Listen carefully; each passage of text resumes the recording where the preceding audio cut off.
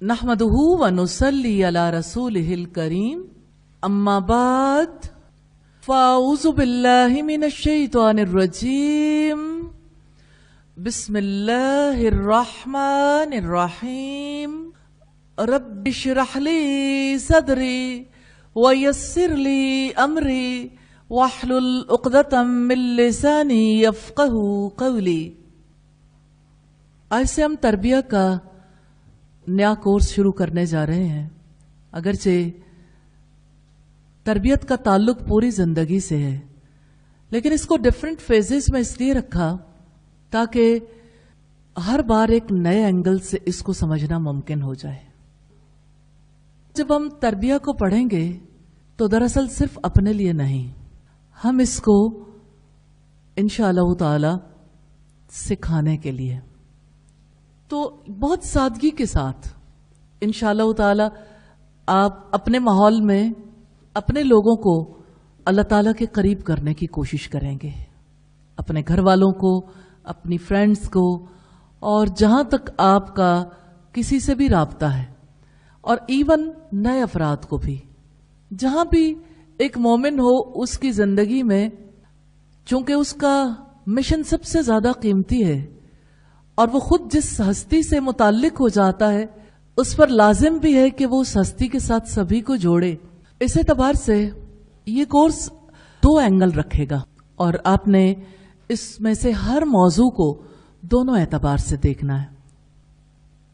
एक तो ये कि आपके अपने अंदर इस्लाम जो अकायद देता है, इस्लाम जो मिजाज चाहता है, जैसे अखलाकियात चाहता है, जैसे ताल्लुकात चाहता है, जैसी मुआशरत चाहता है, अपने अंदर उसको बतदरीज आगे बढ़ाने की कोशिश कर सकते। क्या मैं आपसे पूछ सकती हूं इस्लाम के कितने दर्जे हैं? जी, 3 दर्जे हैं। पहला दर्जा कौन सा है? इस्लाम। दूसरा दर्जा कौन सा है? ईमान। और तीसरा एहसान। ये पहले हिस्से से मुताल्लिक बातें हैं। अब जहां तक इस बात का ताल्लुक है इस्लाम क्या है, इस्लाम को अगर लुग़वी एतबार से देखें, अगर इस्लाम को बुनियादी एतबार से देखें तो इस्लाम के मानों में सलामती, सुपुर्दगी, हवालगी, ये सब कुछ आता है। पहला स्टेप है कि इंसान ने कबूल कर लिया, लेकिन अगला स्टेप है ईमान का। ईमान दरअसल दिल के यकीन के बगैर कुछ नहीं है। यानी जिस हकीकत को आपने जाना है, जिसको आपने मान लिया है, उस पर दिल यकीन करे, जुबान उसका इकरार करे और अमल उसके मुताबिक हो, तो ये ईमान है। इमाम बुखारी ने अपनी सही में बाब बांधा है बड़ी सादगी के साथ। इतना कॉम्प्रिहेंसिव मुझे इमाम बुखारी की जो अबवाब बंदी है बहुत ज्यादा अपील करती है, क्योंकि इस्लाम को समझने में बहुत ज्यादा मुआविन है। इसलिए समटाइम्स मैं आपके सामने जब कभी कोई मौजू आता है तो इमाम बुखारी की बात रखती हूं।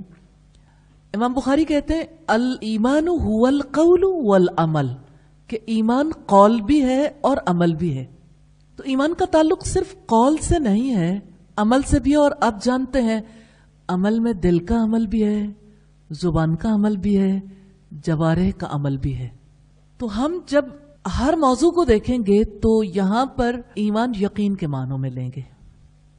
तीसरा दर्जा एहसान का है। हदीस जिब्रील से हमें एहसान का पता चलता है।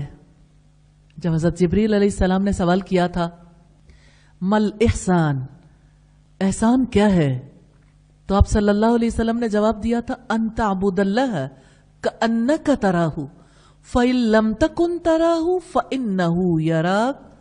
एहसान से मुराद यह है, और इबादत के हुस्न से अल्लाह के रसूल ने समझाया कि तुम अल्लाह की इबादत ऐसे करो गोया कि तुम उसे देखते हो, और अगर तुम उसे नहीं देखते वो तो तुम्हें देखता है। मुशाहिदा या मुराकबा। मुराकबा मैंने आपके सामने वाज़े किया कि अल्लाह की निगरानी का शऊर है ना, और मुशाहिदा आंखों से देखना है।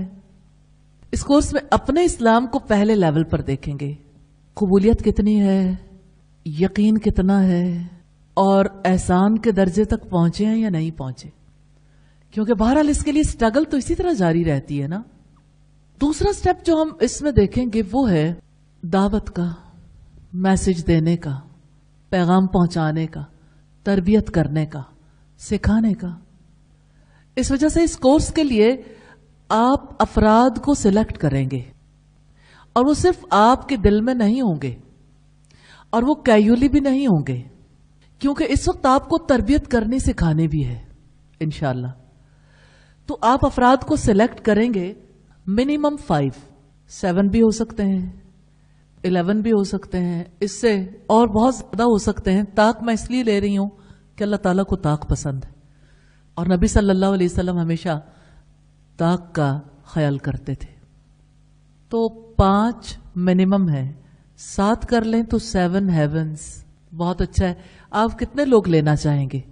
अब आप देखें, वो आपकी अम्मी है, भाई बहन या कोई और, लेकिन रिश्तों के एतबार से भी लेने, फ्रेंड्स में से भी किसी को लेंगे, और बाहर भी, और इसको बढ़ाना है इंशाअल्लाह ताला। तो आप अपनी नोटबुक बनाएंगे, जिस नोटबुक में आप जितना जितना सीखेंगे उतना उतना उनको भी बताते और सिखाते जाएंगे तरतीब के साथ। इस कोर्स के एंड पे इंशाअल्लाह ताला आपके साथ साथ वो भी इन सारे मराहिल से गुजर चुके होंगे।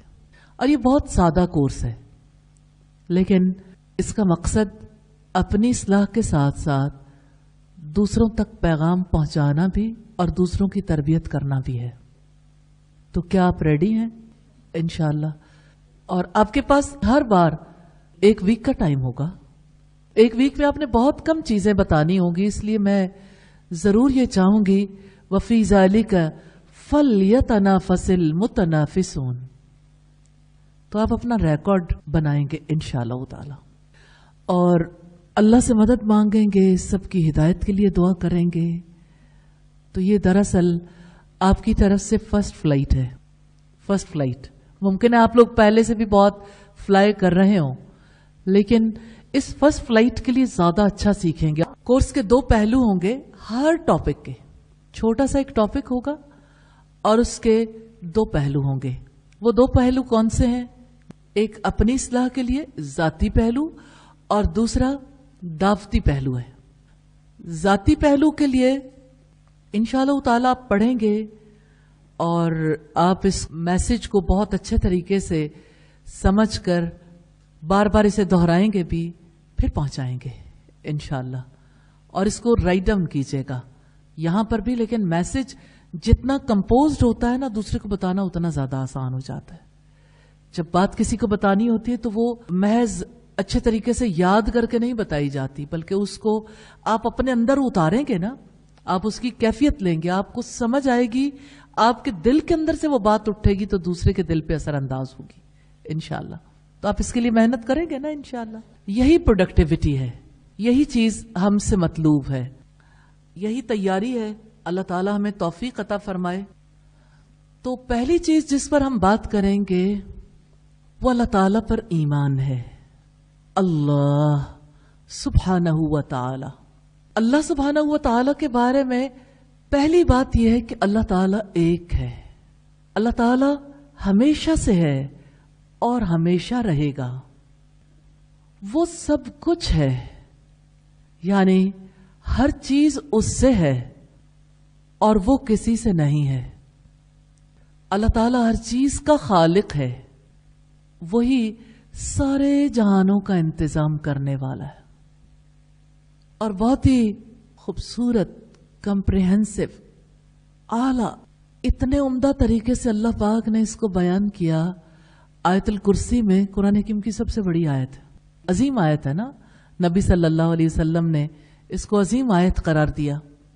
आयतुल कुर्सी को जब देखते हैं आप, अल्लाहु ला इलाहा इल्ला हुवल हय्युल क़य्यूम, अल्लाह ताला के सिवा कोई माबूद नहीं है, कोई ये हक नहीं रखता कि उसकी इताअत की जाए, कोई ये हक नहीं रखता कि उसकी परस्तिश की जाए, कोई ये हक नहीं रखता कि दिल की خوشی کے ساتھ اپنے سارے سچے جذبے اس کے لیے وقف کر دیے جائیں.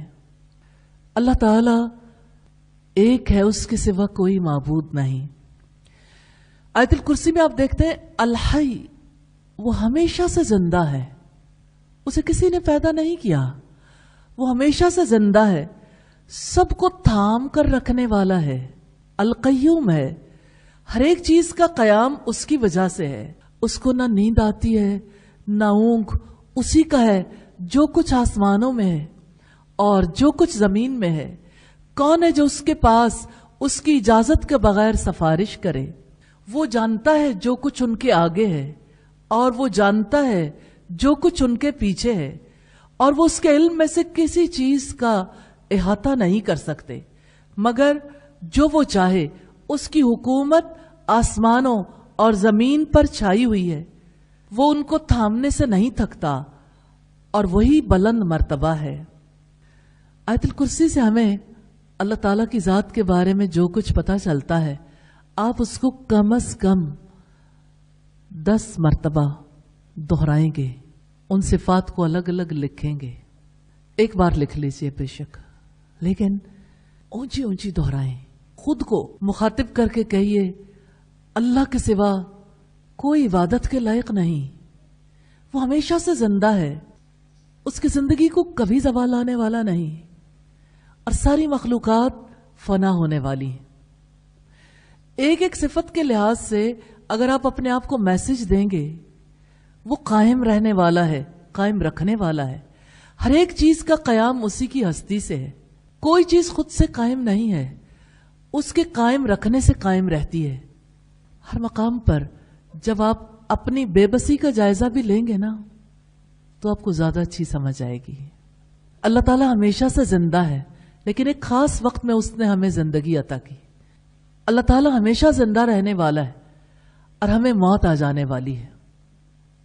جھکاؤ کے لیے یقین ضروری ہے نا، یہ دوسرا پہلو ہے.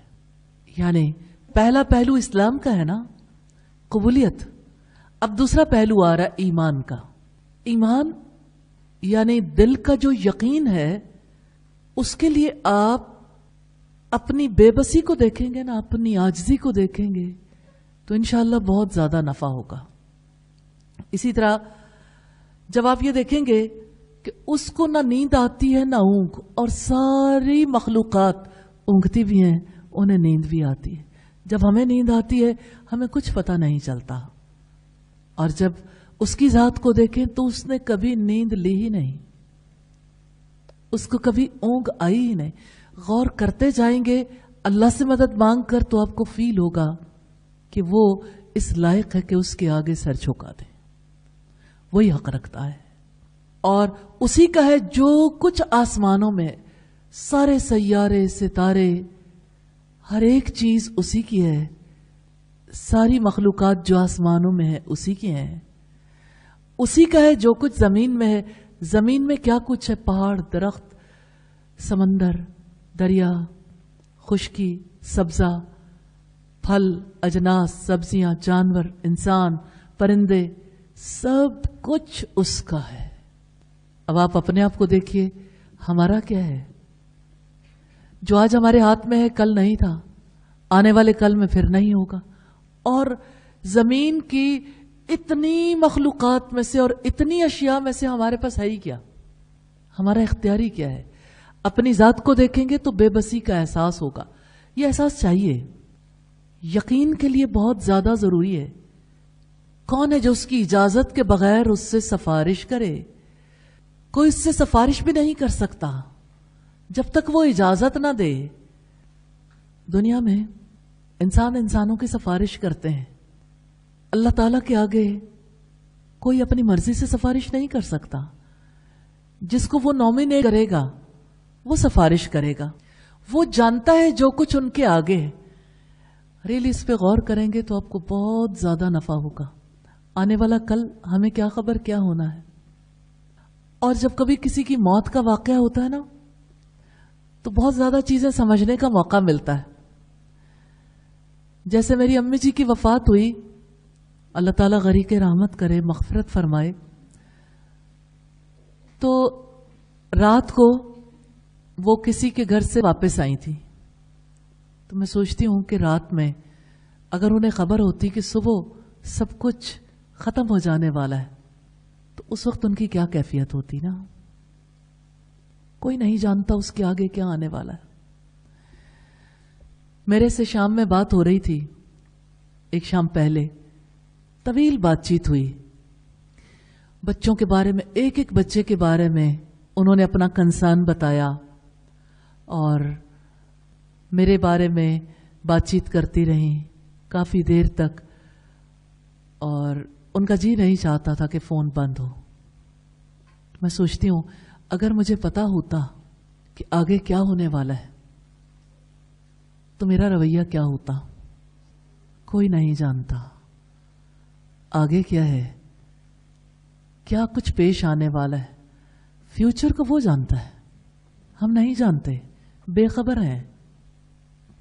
اور وہ جانتا ہے جو کچھ ان کے پیچھے ہے، جو آثار رہ جاتے ہیں، جو کچھ پیچھے چھوڑ جاتے ہیں. ابھی امی جی کی وفات ہوئی تو سوچیں ان کی بہت سی یادیں ساری دنیا میں لوگ ان کو شیئر کر رہے ہیں. الحمدللہ یہ اللہ تعالیٰ کا احسان ہے ان کی ذات کے ساتھ، کیونکہ اللہ کا وعدہ ہے. اور نبی صلی اللہ علیہ وسلم نے بھی اس بارے میں فرمایا اللہ تعالیٰ جب کسی سے محبت کرتا ہے تو حضرت جبریل علیہ السلام کو بلاتا ہے اور کہتے ہیں کہ میں فلاں بندے سے محبت کرتا ہوں، آپ بھی اس سے محبت کرو.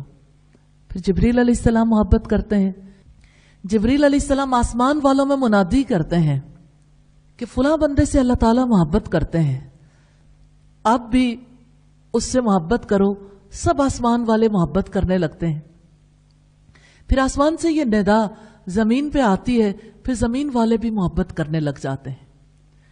ہم غیب کا علم نہیں رکھتے، لیکن اللہ تعالیٰ نے اپنے رسول کے توسط سے جو نشانیاں بتائیں ان نشانیوں کے حوالے سے دیکھتے ہیں کہ یہ تو اللہ کے ہاتھ میں ہے. جس کے بارے میں وہ ذکر خیر جاری کرنا چاہے ذکر خیر جاری کر دیتا ہے، اور بندے کے اعمال سدا چھپے رہتے ہیں، اور جب کبھی اللہ تعالیٰ انہیں ظاہر کرنا چاہتا وہ ظاہر کر دیتا. آپ دیکھ لیں کہ گزشتہ کل میں آپ اتنا نہیں جانتے تھے ان کے بارے میں، لیکن اللہ تعالیٰ جس کے بارے میں چاہے یہ سب کچھ عام کر دیتا ہے. اور جو انسان بھی کر رہے ہوتے ہیں اس میں بھی اللہ تعالیٰ کی مرضی شامل ہوتی ہے، اس کی مشیت کے تحت سب کچھ ہو رہا ہوتا ہے. اللہ تعالیٰ سے ہم امید رکھتے ہیں، جانتے نہیں ہیں، امید رکھتے ہیں کہ اللہ تعالیٰ حسن معاملہ کریں گے، اور دعا کرتے ہیں کہ اللہ تعالیٰ مغفرت فرمائے. تو بات یہ ہے کہ جو کچھ پیچھے چھوڑ جانے والی چیزیں ان میں بہت قیمتی چیز اچھا تذکرہ ہے. انبیاء نے بھی مانگا تھا کہ میرا اچھا تذکرہ پیچھے والوں میں چھوڑ دیجئے. آپ بھی دعا کیا کریں اپنے لیے بھی، ہم سب کے لیے بھی، کہ اللہ تعالیٰ اچھا تذکرہ پیچھے والوں میں جاری کر دے. اور پیچھے چھوڑے جانے والے جو اعمال ہیں، اعمال صالحہ، اور پیچھے چھوڑی جانے والی اولاد ہے، اور پیچھے چھوڑے جانے والے صدقہ جاریہ کے کام ہیں، اور بہت کچھ جو اللہ تعالیٰ بہتر جانتا ہے. اور اسی طرح سے اللہ تعالیٰ جب فرماتے ہیں وہ اس کے علم میں سے کسی چیز کا احاطہ نہیں کر سکتے مگر جو وہ چاہے. یعنی اللہ کا علم کلی ہے، اپنے علم میں سے جو کسی کو وہ دینا چاہتا ہے اتنا دیتا ہے. اور ہمارا علم اول اس علم کا کوئی کمپیریزن ہی نہیں. فرشتوں والی بات یاد آتی ہے، سبحانک لا علم لنا الا ما علمتنا. پاک ہے تیری ذات، ہم کچھ نہیں جانتے مگر جو تو نے ہمیں سکھا دیا. الحمدللہ اس کی حکومت آسمانوں اور زمین پر چھائی ہوئی ہے. اس کا غلبہ ہے نا، کوئی چیز اپنی مرضی سے حرکت نہیں کر سکتی. اس کا نظام ہے، اس کا غلبہ ہے، اس کا قانون کیسے امپلیمنٹ ہے کوئی رکھنا نہیں ہے. اس نے دعوت دی ہے آسمانوں اور زمین کے نظام پر غور و فکر کرنے کے لیے سورہ الملک میں، اور اس نے یہ بات کہی ہے کہ تم رحمان کی تخلیق میں کسی قسم کی بے ترتیبی نہیں دیکھو گے. نارملی دنیا میں جن کی حکومتیں ہوتی ہیں وہ اپنے آپ کو مالک تو سمجھتے ہیں لیکن حقیقی مالک نہیں ہوتے. نہ وہ اس چیز کے خالق ہوتے ہیں نہ مالک ہوتے ہیں. وقتی طور پر چھوٹی سی بادشاہت ملتی ہے تو لوگ کس قدر بدل جاتے ہیں اور کتنی پاور محسوس کرتے ہیں، حالانکہ ساری طاقتیں، ساری قوت اللہ کے ہاتھ میں ہے. اور وہ تھکتا نہیں ہے ان کے تھامنے سے، یعنی اس کو کوئی تھکاوٹ بھی نہیں ہوتی پورا نظام چلانے سے. اور وہ بلند مرتبہ اور بڑا عظیم ہے. تو اللہ تعالیٰ کی ذات حق رکھتی ہے کہ ہم اس کے بارے میں جانیں، غور و فکر کریں، اس پر یقین کریں. قرآن حکیم میں ارشاد ہوا ہے، کہو کہ وہ اللہ ایک ہے، اللہ بے نیاز ہے، نہ اس کی کوئی اولاد ہے اور نہ وہ کسی کی اولاد، کوئی اس کے برابر کا نہیں ہے. قرآن حکیم کی یہ سورت سورہ الاخلاص کہلاتی ہے اور بتاتی ہے کہ اللہ کے ایک ہونے کا مطلب کیا ہے. اللہ رب العزت کے تصور کو تمام آمیزشوں سے الگ کر کے اس میں ڈسکس کیا گیا ہے. الحمدللہ. ہر زمانے میں انسان غلط فہمیوں میں مبتلا رہا ہے نا. مثال کے طور پر اللہ تعالیٰ کے بارے میں لوگوں نے کہا کہ خدا کئی ایک ہے، یعنی ایک سے زائد ہے.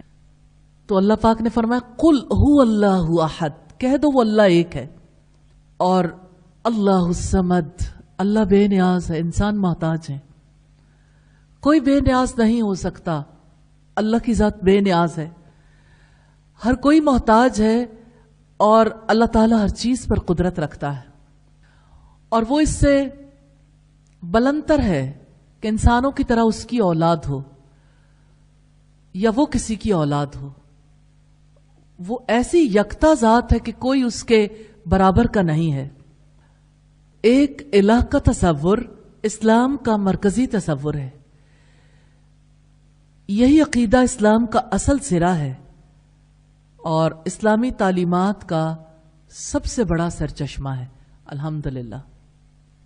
یہاں پر آپ جب 3 حصوں میں سے تقسیم کریں گے تو اسی لحاظ سے دیکھیں گے، پہلی بات قبولیت کی ہے، دوسری بات یقین کی ہے، یقین کے لیے دلیل کی ضرورت ہوتی ہے، غور و فکر کی ضرورت ہوتی ہے، اور تیسری چیز احسان کی، لیکن اپنا جائزہ لیں گے ایک ایک صفت کے لحاظ سے کہ اللہ تعالیٰ کی ذات پر یقین کتنا ہے. اگر آپ اسلام کے اعتبار سے جائزہ لیں گے وہاں بھی جائزہ لینے کی ضرورت ہے. انشاءاللہ اس کے بارے میں کچھ مزید چیزیں بھی ہم آپ کو پرووائڈ کریں گے جس کی وجہ سے آپ کے لیے جائزہ لینا آسان ہو جائے گا انشاءاللہ. اسی طرح احسان کے لیول پر، یعنی آپ اس کو آگے بڑھانا چاہتے ہیں، اس ایمان کو آخری سٹیپ تک لے جانا چاہتے ہیں، اخلاص، اللہ کے لیے اپنے آپ کو خالص کرنا ہے. تو ہر جگہ پر کہاں کہاں خرابی آتی ہے انسان کے تصور میں. کہیں انسان اپنے آپ کو مالک سمجھنے لگتا ہے، کسی اور چیز کا نہیں تو اپنے وجود کا ہی. اپنے وجود کے اعتبار سے ضرور پرکھیں. اپنی آنکھوں پر کس کا حق سمجھتے ہیں؟ اپنے کانوں پر کس کا حق سمجھتے ہیں؟ اپنے دل پر کس کا حق سمجھتے ہیں؟ کیوں رب العزت نے فرمایا ان السمع والبصر والفؤاد کل اولئک کان عنہ مسئولا. بے شک کان، آنکھیں اور دل، ان سب کے بارے میں سوال کیا جائے گا، کیونکہ ہمارے نہیں ہیں، ہمیں تو امانتاً ملے ہیں، ہم اسے استعمال کر رہے ہیں. کتنا زیادہ ہم اپنے کانوں کو، اپنی آنکھوں کو، اپنے قلب کو اللہ کے لیے خالص کر رہے ہیں. یہ اخلاص کا مرحلہ یقیناً ایمان سے متعلق ہے، اسلام سے متعلق، اللہ تعالیٰ کی صفات سے متعلق ہے. اس پر محنت چاہیے، اور یہ محنت پورے لاجیکل وے میں چاہیے کہ مسلسل آپ ان چیزوں کا جائزہ لیں کہ ساری قوت اللہ کے ہاتھ میں ہے، اور اس جہان میں کوئی کام اللہ کی مرضی کے بغیر نہیں ہوتا. پتہ بھی نہیں ہلتا اس کے حکم کے بغیر. ہم اللہ کے جہان میں رہتے ہیں اور اپنی مرضی کرنا چاہتے ہیں جس معاملے میں بھی. اللہ ہمیں بچا کے رکھے. تو اپنے آپ کو خالص کیسے کریں گے؟ اب آپ اگر دیکھیں گے تو کوئی کام اللہ کی مرضی کے بغیر نہیں کرنا. میں سمجھتی ہوں اخلاص کے لیے آپ اگر جائزہ لینا چاہیں گے تو آپ اپنے توکل کا جائزہ لیں گے، محبت کو خالص کریں گے، خوف کو خالص کریں گے. انسان امید باندھتا ہے نا، امید کو خالص کریں گے. اور اسی طرح سے باقی معاملات ہیں. یہاں پر اخلاص بہت زیادہ ضروری ہے، اور یہی وہ چیزیں ہیں. یہ پہلا پہلو ہے اپنی ذات کے حوالے سے. اب آپ ایک میسج کمپوز کریں گے.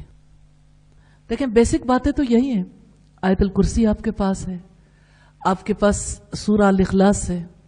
چھوٹا میسج، اور کتنا ہی اچھا ہو کہ جب آپ لوگوں کے سوالوں کا جواب دیں گے کہ لوگوں کے دل میں اللہ تعالیٰ کے بارے میں کیا ہے، اور آپ نے اس کا جو جواب دینا ہے کیسے جواب دینا ہے.